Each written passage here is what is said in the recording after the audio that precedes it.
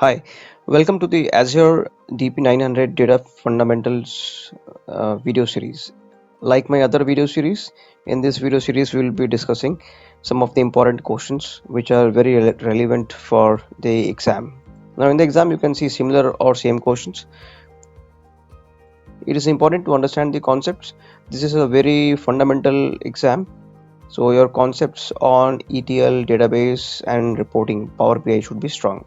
Now let's jump into the questions. This is question 1. You may pause this video here if you want more time to read this question. Like this question is talking about real-time telemetry data. So the workload would be streaming. Batch processing is not for real time, it is for batches. If you have some schedules which are scheduled at say night 9 o'clock or 10 o'clock and there is a batch running, that is the purpose. OLTP is used for online transaction processing. Suppose there is a website and there is a database for that website, that is why OLTP is used. MPP is used for databases like data warehouse or Synapse Analytics, where a massive parallel processing is needed because of the sheer high volume of the database. We will lock our answer as streaming and move forward to the question 2. This is question 2. Please pause the video here if you want more time to read this question. So in a nutshell, the question is saying that you need to have SQL pools during idle time. You want to minimize the cost of the SQL pools, and the solution must ensure that the data remains intact. Now what should you do on the SQL pool? These are the four options. My take would be we should pause the pool, because that way your storage, you are minimizing the pool cost, but your storage is not getting impacted. Now if we look at option C, create a user defined restore point. This is not very useful in this scenario. This is useful if there is a disaster recovery and you have to restore from one point. So this is for disaster recovery and C is wrong. Let's see at option D, delete the pool. The solution says that the data should remain intact. If you delete the pool, the data will go away. So it's a bad solution. Let's see option A, scale down the data warehouse DW units.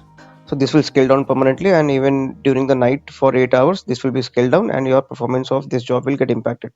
Hence it is not a good option. So we will pause the pool, and option B is the right answer for us. Let's move to question number 3. You may pause the video here if you want to read the question carefully. The question is asking about initiation of the execution of a pipeline. Well, what initiates it? So that is what is a trigger point. A trigger is what initiates it. Control flow is a different. It's a flow. A parameter is different, where the pipeline will use that parameter to execute the activity, and activity is a different transformation or something of that sort. But what executes the pipeline is a trigger. So we will lock this answer and move forward. Let's look at option 4. Question number 4. Please pause this video here if you need some more time to read the question. So you have paginated reports, and the reports are querying a dimensional model. So what is the solution? So these reports cannot be plugged on stream processing, batch processing. Batch processing is the ETL process. Stream processing is something like event hubs and etc. Reports can be plugged to OLTP, but OLAP is the right place where you can, since it is talking about a dimensional model. So OLAP is a dimensional model. We'll lock option C as our answer. So we will move forward with the next question, since C is the answer here. This is question 5. Please pause the video here to read the question carefully. Online data processing, online OLTP transaction processing. So what are the characteristics of it? So first I would say normalized data, because OLTP systems have well defined tables and the relationships and primary keys and foreign keys. The database is normalized. The database is denormalized in case of Synapse Analytics, where you are doing a OLAP style data loading, data reading and etc. But here it is OLTP based, so normalized data is option which is correct. The OLTP systems are made for heavy writes, light reads. So for example, you have a web application or something, an application like Uber. So Uber, constantly you are booking, so many customers are booking the cabs and etc. So that data is constantly getting written to a database. So OLTP systems are made for that. Though Uber will be a slightly wrong example, because in case of Uber I know that they are using a NoSQL based database, because that provides them very high SLAs, high availability and etc., something like a Cosmos DB.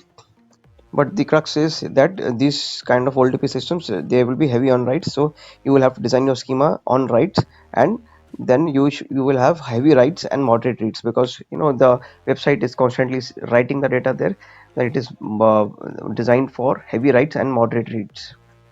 Now the same if it would have been an OLAP system or Synapse Analytics, a data warehouse based system, then it would be light writes and heavy reads, because it is structured so that the reporting and the Power BI applications runs efficiently on these data warehouse systems.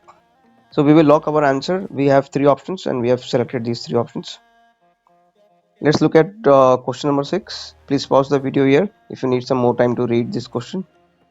Now, using Power BI, what can you do? It's a reporting tool, so you cannot do data modeling. You cannot do data acquisition and preparation, because there are two other tools like similar to ETL or some other tools where the data acquisition and preparations are done.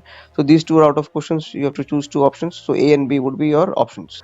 Now let us scan A and B. A, report and dashboard creation. Using Power BI you create reports and dashboards, and using Power BI you also do report sharing and distribution of the reports. So both answers are correct. We will lock this answer. Now let's see question 7. Please pause the video here if you need some more time to read the question. Now you have to provide data to executives. The solution must provide interactive graphical interface. So since it is interactive, it has to be a dashboard, because reports are not so interactive. And here you are depicting various key performance indicators, and you are also supporting data exploration by using drill down and drill ups. So dashboard is more apt compared to a report in this scenario. A data flow is something related to ETL services, so that is out of question. And Power Apps is a very different app, very different application, not related to Power BI. So we will go ahead with dashboard as our answer. We lock this answer. Let's go to question number 8. Now you may pause this video here if you need some more time to read the question. Now Apache Spark, you should always remember that SD Insight and Databricks, these are the two stuff that is meant to hold Apache Spark clusters. I mean, you have to just mug this up, because Log Analytics is a very different application and time series is also different application. They are not used to host Spark clusters. Spark clusters, only these two are used. So B and C are the right answers. Let's move to the next question. Please pause the video here if you need some more time to read. So you have a quality assurance application and it has to read from a data warehouse what type of processing it will use. Since it's a data warehouse, you have to use OLAP. Okay, OLAP batch processing is for ETLs and you are loading the data in batches. That's a different purpose. So B is totally wrong. A says use OLTP. So data warehouse never uses OLTP processing. And stream processing is for real-time processing. And here we are not talking about real-time processing. It's a data warehouse processing, so it's nothing related to real-time. So our answer would be option C in this case. So we will log this answer, option C, and move to the next question. So question 10, please pause this video here if you need some more time to read. Now which three objects can be added on a BI dashboard? So if you see this option, you cannot add PowerPoint slides. So B is wrong, you cannot add that. Or you cannot add a visualization from a report. So no, you can add a visualization from a report, but you cannot add a data flow. So these three would be the answers. You can add a report page, you can add a visualization from another report because you are adding it in a Power BI dashboard, and you can add a text box also to put some comments or title or etc. You can add that. But what you cannot add is, you cannot add a PowerPoint slide, you cannot add a data flow. Data flow is something related to a ETL when you're creating a pipeline and etc. So that is not a functionality of Power BI. Power BI is purely reporting and dashboarding. Now this question says an Azure Data Factory component. So which component provides compute? So compute, whenever you see compute, you should always think of integration runtimes, because that is what provides computes. Pipeline is just a pipeline where the transformation will be laid down. Control flow is a different, it's a flow where the entire processing will happen. But compute will be always provided by an integration runtime. There are three types of integration runtime: Azure integration runtime, SSIS integration runtime, and self-hosted. You can read more about it if you're trying to prepare for DP201 and DP200 exams. So we will lock our answer as option B. Now this question says that you have your files in data lake storage and you have Azure Synapse Analytics data warehouse from where you have to read these files, and you have to read using Transact SQL. So these are the four options, but always remember Synapse Analytics is very special. Why it is special? Because it has Polybase with it. Using Polybase you can create external, you can access external sources of data in data lake storage or elsewhere, and you can load that into an external table. You have that option. So Polybase is a tool which will allow Synapse Analytics to read external data sources. Very powerful tool. So this should be your answer. Data factory is an ETL process, so D cannot be the answer. And Microsoft SQL Server integration services, this is used mostly with on-premises infrastructure. If you are bringing it on cloud, then it doesn't have a good standing, it has to be put on a VM. So this has no link with Synapse Analytics. So Polybase is our answer. Excellent tool. If you have started working with Azure Synapse Analytics using Polybase, you will see how powerful this tool is. It completely eliminates the need to code an ETL job to read that data, create pipelines, data flows, etc., do that transformation, and then load it in Synapse Analytics. It is helping you to access the external data faster. Now this question is asking, what should you use to create a Power BI paginated report? So if you have done any of the Udemy courses on DP900, they have clearly explained that whenever you see paginated reports, you create it using a Power BI report builder. Okay, uh, so this question, I would say it's a no-brainer, and there is no logic to it. Report builder is a tool that we use to create paginated reports. It's as simple as that. Now Power BI service, it's a Power BI itself is a service, and report builder is a part of that service. So the service has various components, but paginated reports, it is actually created using a report builder. Now Charticulator is not linked to Azure. uh, I mean, you can try and do a Google. I've never heard of this service, though in some Microsoft application this piece is used. I could find that in Google, but I never heard about Charticulator in Azure. Now if you read this question, um, what it is saying is you have an internet connected temperature sensors. You have a lot of sensors and the data is getting collected, and once you collect the data, what are you doing is you are analyzing the temperature trends. For example, at 12 o'clock what was the temperature, at 2 o'clock what was the temperature, and so on. Now if you see a weather app, and most of the weather apps will do the same thing, it will show you the temperature for the entire day. So there are two kinds of temperature it shows. One is sort of predictive, that what will be the temperature tomorrow for the whole day, and even if you want to see today's temperature from morning till now, you can see that. So what are you doing is basically that weather app is giving you temperature trends. Okay, so when you do this, that kind of trending, the data store that you want to store this should be time series, isn't it? Because for each uh, particular hour of the day, you are holding this temperature, you're getting this data from a sensor, and you are saving this data. So this should be a time series based data store, because your data itself is a time series based data. So I'm talking about maybe hourly, but this can also go down to minute level or seconds level as well. So time series should be the option or the right answer here. Now let us scan why it cannot be relational. Okay, so relational, um, you can have a relational database, but if you have options where time series is already mentioned, then time series is a better fit. Okay, and usually doing these kind of trends, time series is a better fit. Now graph is used for scenarios where you are trying to develop relationships. Take an example. You're going to amazon.com and you're buying a stuff. Suppose you bought a duvet, and once you bought that duvet, you have done the purchase and the payment.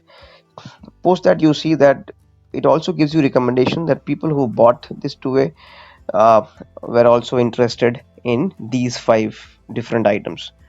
So that kind of data is stored in a graph database. That is the key. Now, columnar database is very different. You know, primarily, if you think about columnar, you should think of high data volumes, something like a data warehouse, Synapse Analytics. So if you see some of the modern databases, which is specifically designed for OLAP or data warehouse type of transactions, like Snowflake is one of the database which is upcoming, and a lot of clients have started using it. Similarly, with AWS, if you see Redshift, these are columnar databases. So the way they are storing the data inside their physical storage is very different, which helps in optimizing the storage, and it boosts performance when you're reading the data. So it's a very different purpose, not really related to, you know, with analysis of temperature trends.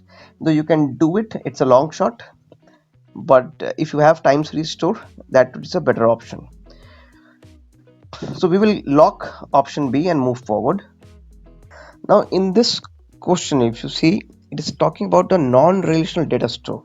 Okay, so if you immediately scan through the options, these are all non-relational data stores. No, columnar is not.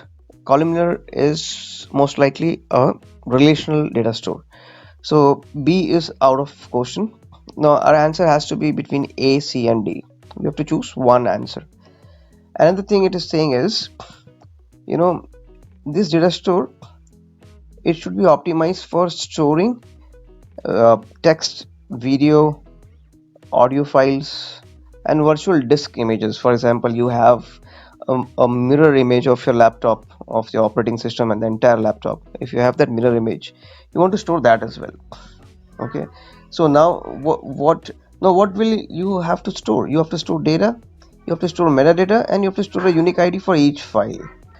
Now whenever you see this kind of, type of data store, which where you want to store a data with the metadata and a unique ID, object store is ideal, very much ideal, object store. Okay, because you have the data, you have the metadata, you have the unique ID as well. Okay, so this is ideal. But why not document? So always remember a thumb rule, that you cannot store video and audio streams in a document database or in a key value store. We never do that. Like disk images, we never do that there. The ideal place for such files like video files, audio streams, disk images is always object store, like a Azure Blob Storage. That is a perfect fit for these kind of files. So we will lock this answer.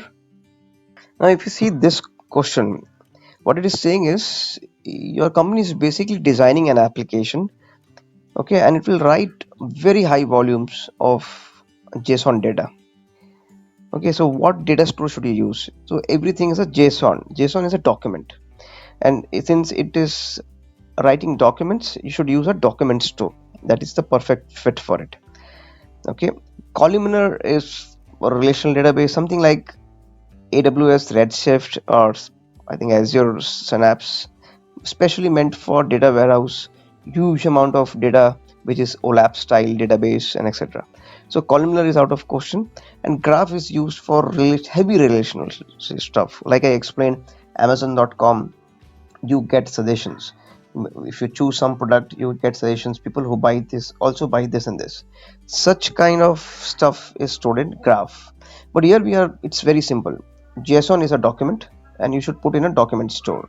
Now let's look at this question. So it's saying you have an now, so your application is running on Windows and it requires access to a mapped drive. So if you see these options, when we are talking about mapped drive, it is usually a file system. In the AWS world, it's usually EFS or FSX. In the Azure world, it's usually Azure files because that's where you store the files and it's your mapped drive. Now, these three are not uh, places where you can keep your files or map it as a drive. So the reason for that is because blob storage and table storage, these are object stores, and Cosmos DB is a database. You cannot create a map drive for a Cosmos DB, and these are object stores. You cannot create a map drive for blob or table storage. So A is our final answer. So what this question is saying is that you had an SQL database and you have changed your external IP address. Now, after changing, nobody is able to access the database. What can be an issue here? So, if you see these issues, the list of options we have, this most likely looks to be a firewall issue because um, so the firewall. So what happens is your database had an IP address, and the firewall knew that this is a valid address. Now the IP address has changed, so firewall setting has also to be changed. Since that has not been, the question is not saying that the firewall setting has been changed. That's why the firewall is blocking it now. So that's why you will not be able to access it. Now RBAC is a very different thing. It is something related to Active Directory where you can set role based access. Okay. And this is not a problem of DNS because DNS is like, if you have a website uh, and the DNS registry is there. So this is not a question linked to a DNS registry. We will lock option D as our final answer. Now, in this case, an RM template. So, the purpose of resource manager template is usually that uh, a set of resources. You can define a set of resources that needs to be created in a repeatable way. What it means is in a repeatable way is, suppose you know that you want two VMs, uh, and you want to have a Power BI software as a service and some PaaS softwares like SQL, Azure SQL database, and you have created a development environment. Now you have to set up UAT environment, non-prod performance testing environment, and then later a prod environment using the same resources. So in dev you have built it, but after building it, if you want to cascade it further, why would you spend that kind of manual efforts? So you should use a resource manager template to fill a resource manager template. Ideally, in the real world, what we do is we fill the resource manager template and use this for creation of your resources on dev, because that way your resource manager template gets tested out, and then when you are cascading this further to UAT or prod or not or non-prod performance or prod, you know that this template is final, it works, there are no missing components, and if you use this template, whatever code you deploy in future via GitHub repositories and etc. will work seamlessly. There will not be any issue of a missing resource. So option A is the right answer here. So we don't provision subscriptions through resource manager or creating policies, and these all three options are wrong. Whenever you see a resource manager, it is always related to automation of deployment of resources in a repeatable way. That is the core objective.